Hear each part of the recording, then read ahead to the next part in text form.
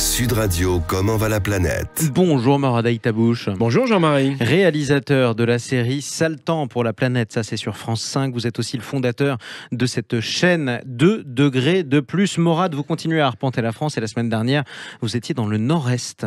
Jean-Marie, je vous emmène à Épinal pour une image qui n'a rien de banal puisqu'il s'agit du siège de l'ONF. L'ONF, c'est l'Office national des forêts qui a construit son siège de manière totalement éco-responsable et c'est une piste à suivre. Vous allez comprendre pourquoi. Je vous plante d'abord le décor. Nous entrons dans un bâtiment de 3000 mètres carrés. Fermez les yeux, vous êtes en forêt avec des essences que seuls les amoureux de la nature peuvent reconnaître. Alors on entend les oiseaux, j'imagine. Exact, je vous l'ai dit Jean-Marie, on est au cœur de la forêt des Vosges. On commence notre balade par le rez-de-chaussée avec un peu partout du chêne rouge d'Amérique, du charme et de l'érable champêtre. Au premier étage, du chêne pour les parquets, les plinthes, le plafond, sans oublier les bardages extérieurs et des épicéas. Bon, alors là, on en reparle dans un instant parce que cet arbre est aujourd'hui menacé, Morad. Bien sûr, mais on va continuer notre visite. Allez. On emprunte l'escalier pour se rendre au-dessus, au deuxième étage. L'escalier est en hêtre, comme le plancher d'ailleurs, les poutres aussi, ou encore les portes, sans oublier le mobilier. Bon, je vous vois venir, il y a sûrement une terrasse dans ce beau bâtiment. Gagné, ce sont des terrasses avec des pins sylvestres et pour être complet, les fenêtres sont faites également de ce bois-là. Qui plus est, les salariés disposent ici de 5 murs végétalisés. Une belle vitrine pour cette institution publique qui biche nos forêts depuis près de 60 ans. Alors c'est bien beau tout ça, mon cher Morad, mais ont-ils obtenu un label pour cette construction? Bingo! Allez. Ils ont obtenu le label PEFC, un acronyme un peu barbare, mais qui atteste surtout d'une gestion durable des forêts. Ici, on sait exactement d'où vient le bois. Dans le bâtiment, il y a des flashcodes sur les poutres qui permettent de remonter toute la chaîne de production. La traçabilité. Exactement, des bûcherons en forêt, aux menuisiers, en passant par les scieurs qui ont façonné le bois. Du bois qui provient évidemment des forêts locales. 50 km à la ronde maximum. Bon, alors on devait parler plus particulièrement de l'épicéa. Pourquoi? Eh oui, pourquoi les épicéas? Parce qu'ils sont victimes du changement climatique. Et comment le voit-on? En s'approchant des poutres du bâtiment, on voit une trace un peu marronasse tout le long. C'est l'œuvre d'une sale bête, le scolyte. C'est un insecte qui profite de la hausse des températures et de la sécheresse pour s'installer dans l'arbre. Et là, il en fait son garde-manger. Il va creuser sous l'écorce jusqu'à tuer l'épicéa. Et effectivement, ça c'est tragique. Alors comment peut-on repérer les arbres impactés par ce scolyte? Ça se passe l'été, Jean-Marie, avec un drone. Il est facile de repérer les arbres qui agonisent. Leurs aiguilles ne sont plus vertes, mais de couleur rouille.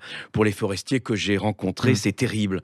Une hécatombe, quand on sait que depuis 2018, Jean-Marie, près de 3000 hectares ont périclité, rien que dans les Vosges. Oui, c'est compliqué. C'est dû à quoi alors? Alors, 3 sécheresses consécutives, 2018, 2019 et 2020. Les épicéas ont chaud et soif. En période de canicule, il leur faut 300 litres d'eau par jour et l'eau se raréfie année après année. Bon, alors ça donne quoi l'avenir, Morad? Faut en parler quand même. La forêt de demain, Jean-Marie, je l'ai vue. Elle fait quelques centimètres de haut. Je vous emmène maintenant dans une pépinière. Et mon guide, c'est Denis Dagneau, le directeur de l'ONF des Vosges. L'endroit fait moins de 20 mètres carrés aujourd'hui. Demain, ce sera 10 000 terrains de football. Il y a des chênes pubescents, du liquide en barre, du sorbier, du cèdre, du pin noir, du pin laricio et de l'érable. Des arbres qui poussent en 20 ans minimum, mais pour le cèdre, c'est 30 ans. Il faut absolument anticiper. Alors comment on anticipe, ou plutôt comment on trouve une meilleure parade? Pour Denis Dagneau, l'idée pour mieux s'adapter au changement climatique, c'est de créer une forêt mosaïque avec des essences différentes. C'est la seule manière d'éviter une nouvelle hécatombe, comme celle que connaît aujourd'hui la forêt des Vosges, avec les épicéas. Et la plantation de nouveaux arbres a commencé. Je l'ai vu, 332 hectares ont déjà pu être reboisés. 332 hectares, c'est près de 500 terrains de foot. C'est beau. Pour Denis, ça va être long, mais c'est un joli défi à relever. Alors c'est pas facile ce challenge pour les forestiers, j'imagine. Demain se prépare aujourd'hui. C'est le credo de l'ONF. Pour les forestiers, adapter la forêt, c'est un peu plus compliqué que pour un agriculteur qui peut changer de culture d'une année sur l'autre. Pour la forêt, il faut se projeter en 2050. Ouais. Délicat quand on sait que personne n'est capable aujourd'hui de prévoir quelle température nous aurons en 2050. Plus 2, 3 ou 4 degrés. Pour bien comprendre l'enjeu, Jean-Marie, j'ai une petite question. Savez-vous combien de personnes travaillent aujourd'hui dans l'industrie du bois en France? Alors, si on compte les bûcherons, si on compte les charpentiers aussi, j'imagine. Toute la tout ça, filière. les camionneurs qui transportent les rondins. Toute la filière. 300 000. 436 000 employés. J'étais pas mal.